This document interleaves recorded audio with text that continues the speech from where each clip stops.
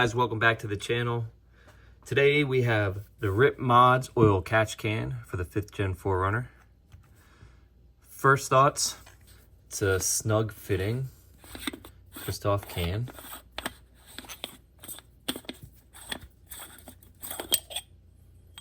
The internal baffling. And the dipstick.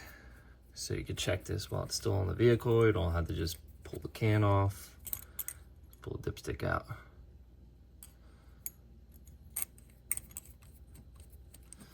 So this came with two of the brackets, a left facing and a right facing. So in the engine bay where this is supposed to mount, where RIPP Mods suggests this be put, is where I have my auxiliary lighting aux beam switch and soon to be D-switch from Diode Dynamics. So I don't have that space available. So I'm gonna put this on the driver's side, right in front of the radiator fan cowling. I had to make a custom bracket, a little U bracket to connect it to the radiator and then to this bracket. All right, what you got here is everything that comes in the kit. We got the catch can itself. We have two brackets, two 1/2-inch fittings with O-rings, 4 clamps, 190 degree, and the bolt that goes into the driver's side engine bay where this is to mount in the instructions. We also got our 2 hoses for the inlet and the outlet. Everything that you see here is what we're going to be using for the install today. We have our RIPP Mods catch can. We have their 3/8 hose, the left bracket. I made this custom 90 degree because of where I'm mounting it by the radiator support.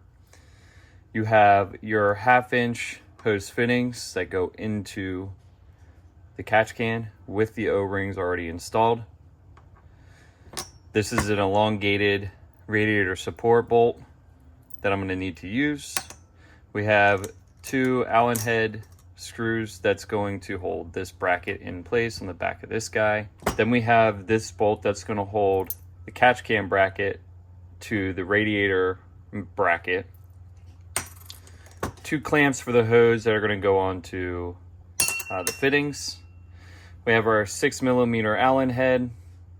We have a 10mm socket, 19mm wrench. Got some hose pliers and then some needle nose pliers here that we may end up or not using. And then we also have these dual hose clamps. So I'm going to use 6-hand fitting size for the 3/8 hose to keep the hose nice and clean. So what RIPP Mods advises is to mount it here, but obviously my electrical components are in the way. My D-switch is going to be taking the place of the aux beam. So next best is here, since it's a straight shot to the PCV valve. I was thinking over in the passenger side area, but that's super far away. Yeah, the 4-foot hose that they supplied me with would have reached there, but this is a better option. So what we're going to first do is we're going to install the 1/2-inch hose fittings into the catch can. What you want to do is make sure you don't tighten these down too much so you don't split the O-ring. So we'll get these put on. And then we'll use our 19mm. Tighten these down just enough.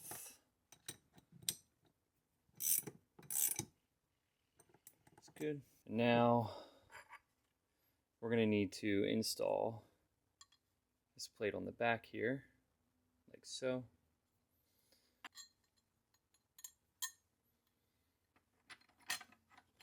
Now, the RIPP superchargers, this little bracket actually has threading in it, so all we need to do here is just thread that in. And I'm just putting this on the back for added safety measure. Now, get this added onto the back. And now we are ready to install this on the vehicle. We're going to remove our radiator cover. And that just gives us a little bit more room in the engine bay to work, because where we're going to be mounting this is this radiator support hole right here. Just go ahead and remove this bolt.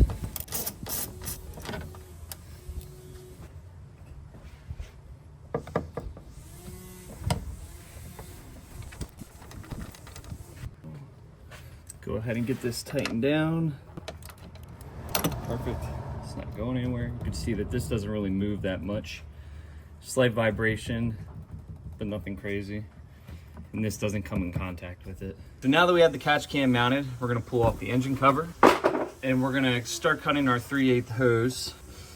So the hose is gonna come from here, underneath the manifold, and it's gonna connect to the PCV valve, and then the other end of where the hose connects to the intake manifold. From the catch can, we have our PCV valve back in there, right there with the little spring clamp. And the other end of that hose connects to here with the spring clamp into the intake manifold. So our inlet into the catch can is gonna come from the PCV, and the outlet from the catch can is gonna go to the intake manifold hole right here. We're gonna reuse both of these spring clamps. So now we'll go ahead and cut the 3/8 hose to fit from the catch can to the valve cover and the intake manifold hole here. Now we're gonna go ahead and move this hose. So we're gonna unclip it, pull it out, and then we'll move forward with cutting the 3/8 hose that came with the kit and getting all that connected. There we go. Got the hose off. We're gonna be reusing both of these clamps on the 3/8 hose. So we're just gonna go ahead and do that now. So we got our hose here. I had RIPP send me longer hoses because I didn't know what size I needed. These are both 4 feet, 48 inches. So we're gonna need to do some trimming on these. What we'll do is we'll throw some 3/4 inch heat shrink tube over this. We'll slide it on and then we'll trim this back where we need it. That way we can make sure that this doesn't fray any more than really it needs to. The best thing to do right now is to run this hose through and connect it where we need it to go. And then we'll be able to figure out how much hose we need. So that's on there. And now we can see the inlet is where this one's gonna go. So we're gonna want to cut it right about here so it goes all the way on. So we'll mark that with some tape. There's our marking where we need to cut. Might be able to use the same piece of hose after we cut it. So we'll cut this one first. We'll get this connected and then we'll move on to the second hose. So we got this second hose. We're gonna fit that down in here, bring it back up, and we're gonna connect it here. So we're gonna mark it here. And that's where we'll cut it. Everything right here is what we're gonna need to do this. I'm gonna use a PVC cutter to cut the tube. There's honestly probably a better tool to use than this. I'll use the scissors to cut back the sheathing a little bit more, about 2 inches away. This will be slid on to this side, so we can slide it right over the sheathing. We'll use this after we cut the sheathing. I'll show you, to heat this up, kind of make it a little bit cleaner, not fray as much. And then we'll use the heat gun, shrink the shrink tube. This is cut. Now I'll go ahead and cut it back about 2 inches. Move this up. So cut it right about there.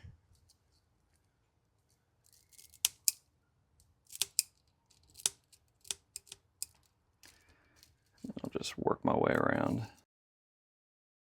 So again, just heat the frays up.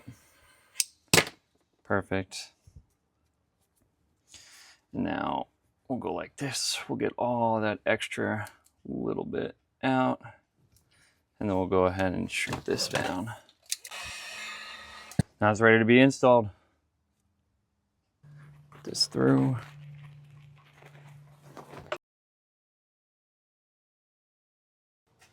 That's not coming off, so we're good. So now we'll use these 2 black clamps that came with the kit. Go go ahead and slide these on the end of the hoses.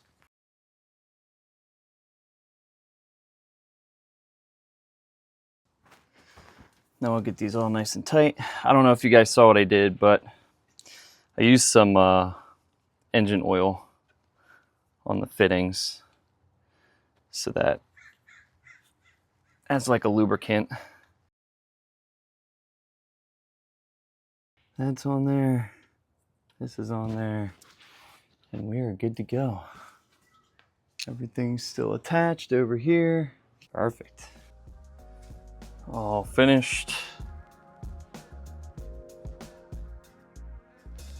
You can see how far away from the radiator fan shroud it sits.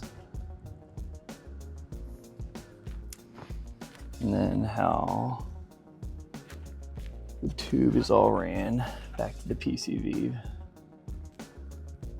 So you can see it right through there. Clean. I love it. Now we'll see how it does. We got a mammoth trip coming up here in a week. Leave on the 13th, come back on the 16th. We have about 350 miles of trail in 3 days to cover. So I'm hoping this thing picks something up. We'll see what happens. Stay tuned.